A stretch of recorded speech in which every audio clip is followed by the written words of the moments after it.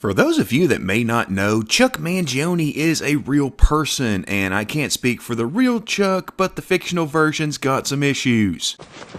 Hey man, I'm having a concert this Sunday. Could I put up one of my posters in your window? Get out before I three-hole punch your face!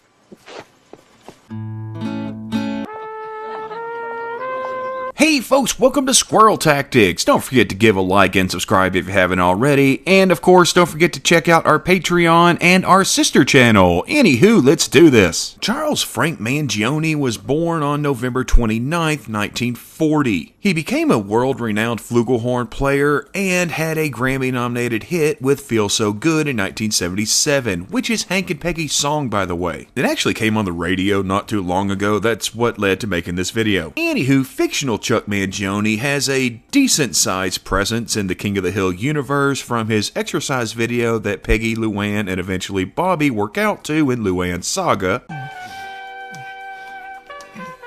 Just 2 more, come on. Okay, 5 more. Okay, 5 more. Hey, you said 2. You can't predict this tape.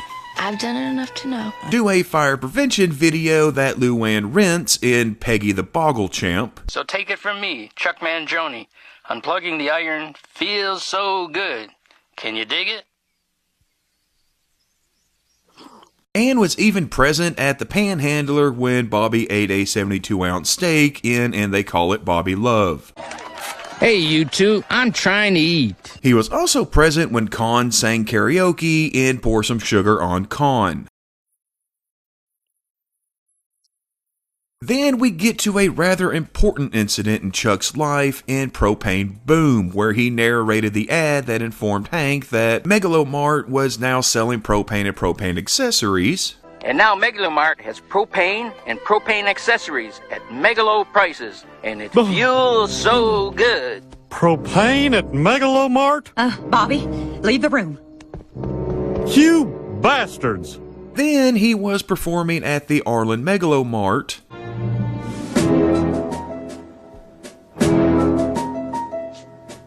Before the store exploded due to Buckley's negligence. Hey man, it's 911. I ain't here no Megalomart, man. It go boom, man, there's a fire in there. And it don't that come out everywhere, man. I don't know, so man run out there. I don't know if Chuck Mangione gonna be come down here. Sir, you are going to have to speak more slowly. I cannot understand you.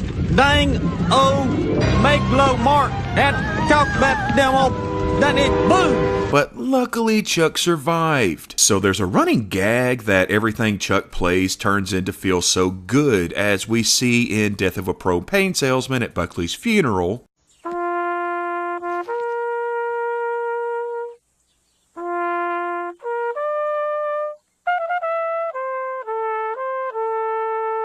As well as at Lucky and Luann's wedding in Lucky's Wedding Suit.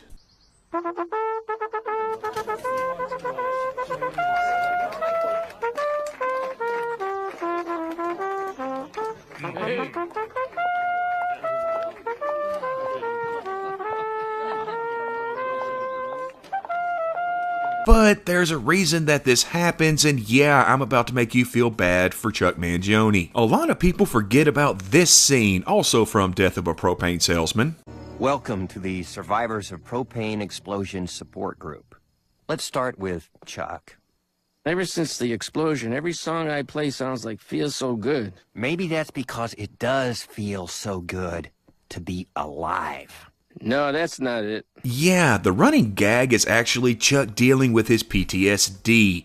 Look at this from Take Me Out of the Ball Game.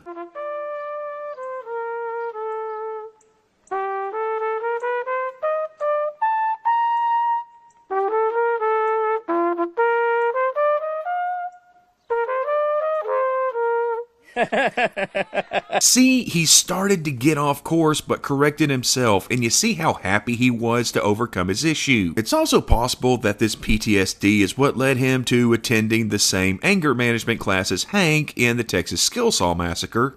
Next up, Mr. Mangione. Chick Mangione. I'm not a chick, I'm a dude. Okay, yeah, that's my favorite Chuck Mangione moment, so let's see it again. Chick Mangione. I'm not a chick, I'm a dude.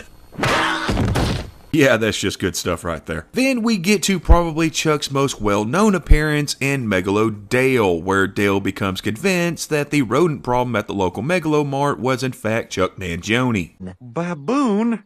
Dale, don't tell Glidewell there's a baboon. It's not a baboon. I know that. I won't bore you with the details, but bottom line, it's Chuck Mangione. What? And come to find out, in a rather rare occurrence, Dale was actually right.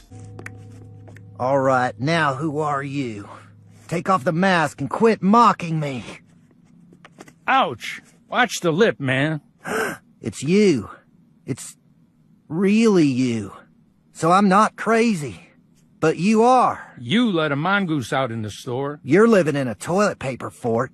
Let's agree to disagree. And Chuck then explained himself. When I signed the contract to be the Megalomart spokesman, I didn't read it carefully. I have to be at every store opening, and they open 400 stores a year. I haven't had time to record or tour or give my old lady any slow, sweet lovin' in years. So I disappeared to the last place they'd ever look for me. I've been living here rent-free, eating their Cheerios, playing their video games, and trying on their underpants. Anything to stick it to the man. You chewed up the security camera wires? It was necessary so I could come and go as I pleased. But what about the droppings? There were droppings all over the place. Make those megalo chumps pick 'em up. They owe me. Right on. Keeping it real. So yeah, Chuck Mangione lived in the Megalo Mart in Arlen, possibly others as well. Fun fact, I hate this episode for this.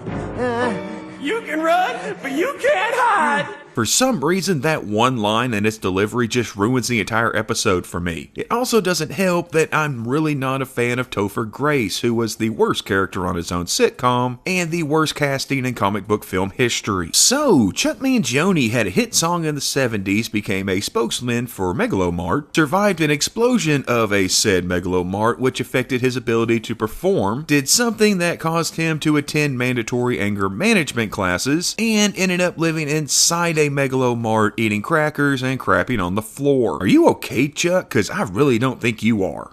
Your garden will be a horn of plenty with megalomulch in easy-to-lift 50-pound bags.